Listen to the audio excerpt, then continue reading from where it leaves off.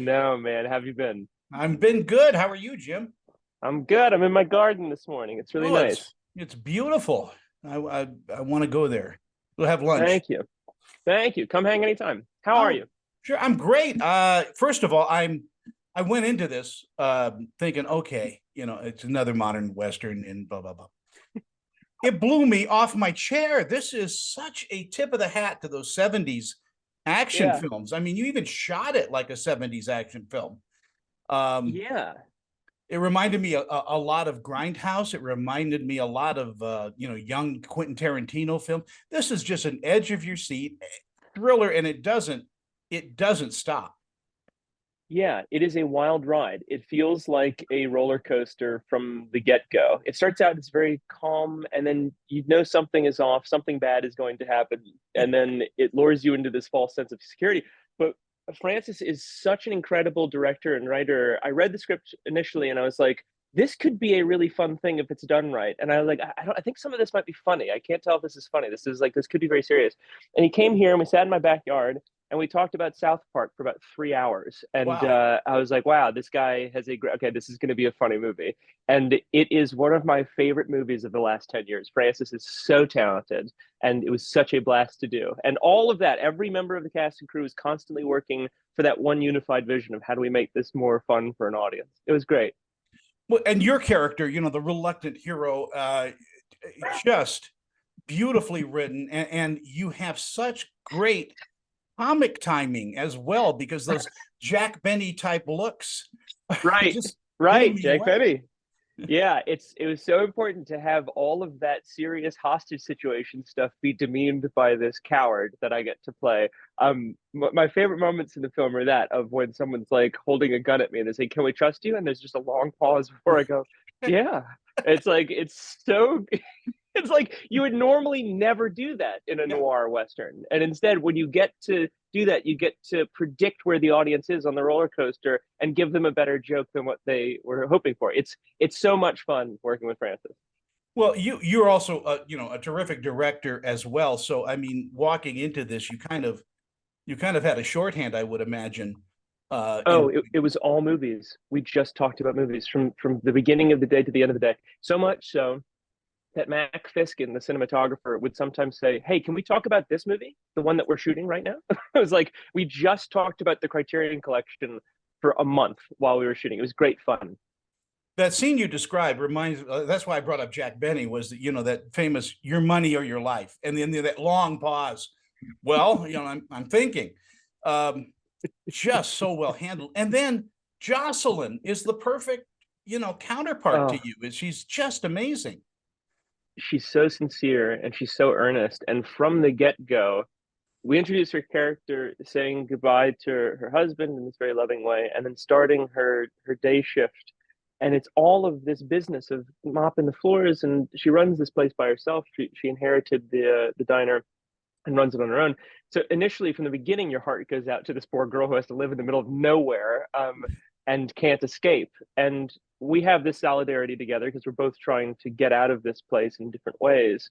And also, we're the only really rational people. There's a scene that is really beautiful between the two of us where I'm going through trying to sell her knives, but there's a secondary conversation that's happening of her being polite and me trying to let her know that they're hostage takers in the booth next to us. And it's very funny, and you cannot help but fall in love with Jocelyn. She is such an earnest performer, and her character Charlotte is so put upon the whole time. It's a trick. It's like it's such an easy trap casting Jocelyn as something because immediately the audience feels for her. It seemed to me like two good actors sitting together. There would be this tendency to go off script. Was there? I mean, did you improv a bit? Very little. We had a table read with every member of cast present.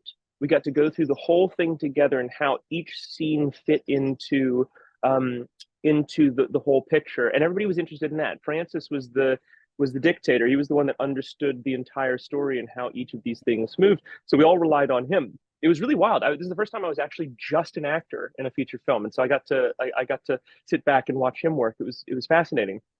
There Let's throw. wasn't much improv there wasn't much improv. There was a couple of lines that some actors who knew the character very well and felt very comfortable in the character would suggest, and Francis would go, "No, that's terrible. No, no, no, dude, that's great. Put that in." He was very receptive to everything. Let's give a little love to Richard Brake because when he enters, the audience just knows things are just going to go south. Richard is one of the best actors I know because he's been able to pull off for many years that he is a villain when he's actually the nicest person in the world. He and I really connected. He showed up and he had seen my first feature, Thunder Road, and just was enamored with it. And then he and I talked about Adam Curtis documentaries for the month while we were on set. And he is such a good, lovely thinker. It's unbelievable. You meet these people and they all have the same sense of humor. We all agreed to be in this movie, but you leave with some of the best friends in your life. Richard is one of my absolute favorite actors, and I cannot wait to work with him again. He is mine too. Him and Yeah. Walton Goggins are just, you can put them anywhere. They're genius actors. They're from the stage. They know everything, and they're also beautiful people. Yep. Yep. Richard came with such humility with his performances in ways that, he's surrounded by me and Nicholas Logan and Connor, all these people who are kind of goofball, Bugs Bunny figures. And then Richard has to kind of ground it in these moments. And he's very frightening. When he turns it on, he's very good.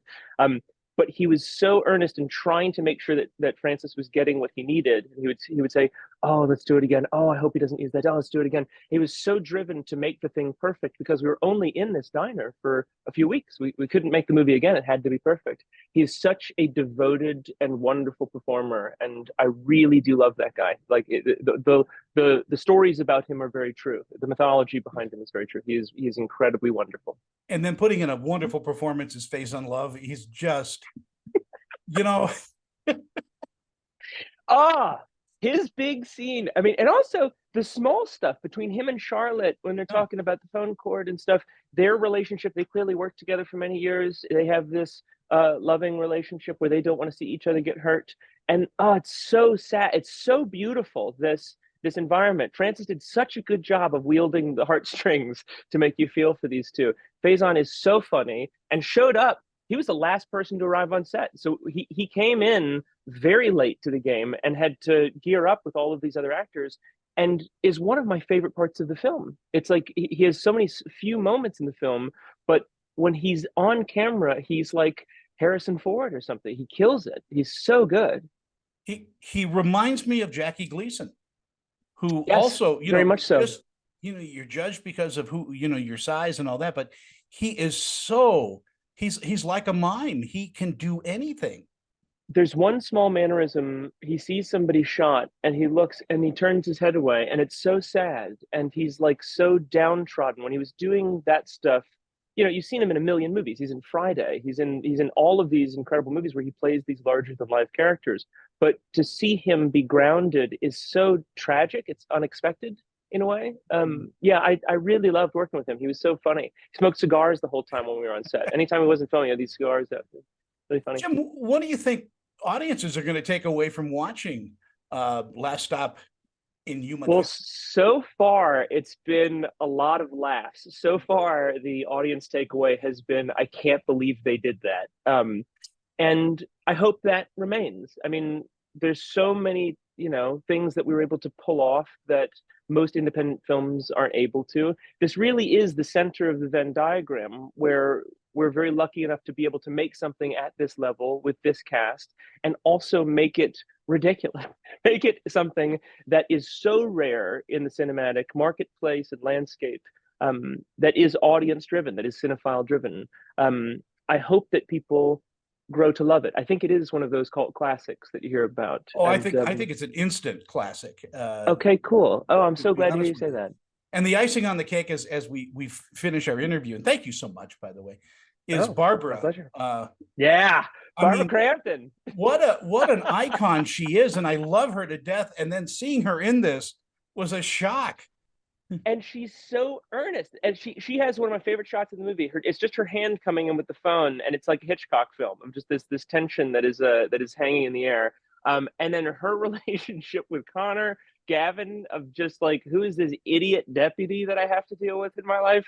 She is so funny, and yeah, she's a dream. She and I were pen pals on Twitter for many years before we ever got to work together. It's funny that like, you end up really respecting somebody, and if you just keep making stuff, eventually you get to work with your heroes. Yeah. And this was such a labor of love, and the audiences are going to go nuts for it. I'm telling you, you struck gold. I want to see like another one of these. Maybe, should be a mini series. I would love that. Sign me up. I'm first one there. Francis's next film is going to be an Evil Dead film, so that is a leap and bound above this one, and I cannot wait to see what he does. Are you the new Ash? Oh my God, I don't know.